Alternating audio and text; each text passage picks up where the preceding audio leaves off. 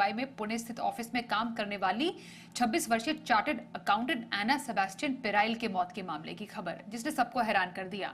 उनकी मां अनीता ऑगस्टीन ने कंपनी में वर्कलोड को बेटी की मौत का जिम्मेदार ठहराया है। पूरे देश में इस मामले की चर्चा है। अब सरकार ने भी इस मामले में संज्ञान लिया है और अकाउंटिंग फर्म ईवाई में वर्किंग माहौल की जांच शुरू कर दी है। अमरीश पांडे हमारे साथ है। अमरीश, ये खबर जी मीडिया ने भी काफी जोर शोर से उठाई है। डेफिनेटली ये मामला काफी दूर तक गया है। फिलहाल क्या अपडेट आपके पास है? कैसे श्रम मंत्रालय ने इस मामले में जो है संज्ञान लिया है? देखिए, जी मीडिया ने कल ये पूरी खबर दिखाई थी और लगातार इस बात की डिमांड की थी कि क्या वाकई इस तरह का वर्क कल्चर है प्राइवेट संस्थानों में, या फिर कुछ ऐसे कॉरपोरेट्स घरानों में इस तरह का कल्चर है जो कि एम्प्लॉयज़ पर एक एक्स्ट्रा प्रेशर डाल रहा है, उनके मेंटल स्टेबिलिटी को डिस्टर्ब कर रहा है, उनके स्वास्थ्य पर विपरीत प्रभाव डाल रहा है। इस तरह के तमाम सवाल जी मीडिया ने कल उठाए थे और उसको संज्ञान में लेते हुए जो श्रम मंत्रालय है उसने इस बात की जाँच शुरू कर दी है। जो जानकारी हमारे पास है और जो हमारी राज्य मंत्री से बातचीत हुई उसके अनुसार साफ तौर पर उन्होंने कहा है कि केंद्र सरकार कंपनी से इस बात की रिपोर्ट तलब कर रही है कि उनके यहाँ कल्चर किस तरह का है, किस तरह की शिफ्ट्स होती हैं, कितनी लंबी शिफ्ट्स होती हैं, किस तरह का काम होता है, क्या वाकई उनके कर्मचारियों को ड्यूटी आवर्स के बाद भी कॉल जाती है, उनको मेल्स की रिप्लाई करना कंपलसरी होता है, या इस तरह की बातें सिर्फ आरोपों में हैं। इसके साथ साथ चूंकि अन्ना सेबेस्टियन की जो मौत हुई है वो एक सेंसिटिव इशू भी है, तो सरकार इस बात को लेकर भी गंभीर है कि ऐसे में अगर इस तरह के युवाओं पर इस तरह का विपरीत प्रभाव पड़ रहा है जो कि इस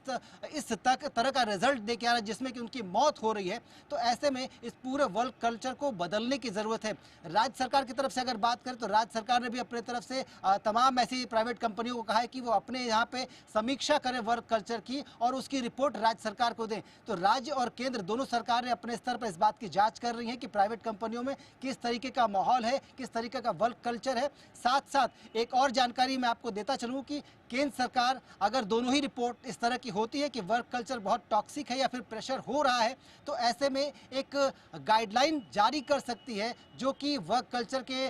को डिफाइन करेगी कि किस तरह का वर्क कल्चर होना चाहिए, किस तरह से ईज़ के लिए, उनके मेंटल ईज़ के लिए,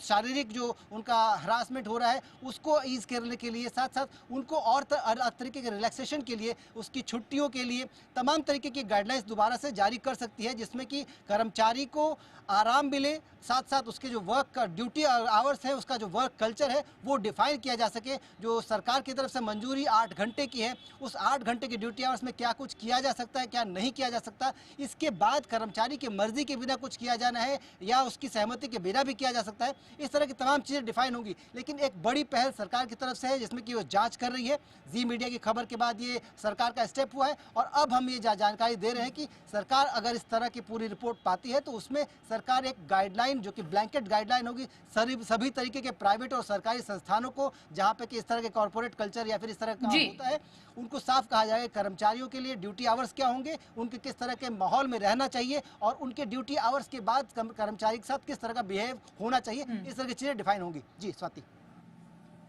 बिल्कुल, तो इस पूरी खबर के बाद, इस पूरे केस के बाद वर्क प्लेस एथिक्स को लेकर काफी ज्यादा चर्चा शुरू हो गई है, जिसको लेकर जी बिजनेस से भी जोर शोर से आवाज उठाई है। धन्यवाद करेंगे आपका अमरीश इस पूरी खबर पर जानकारी के लिए।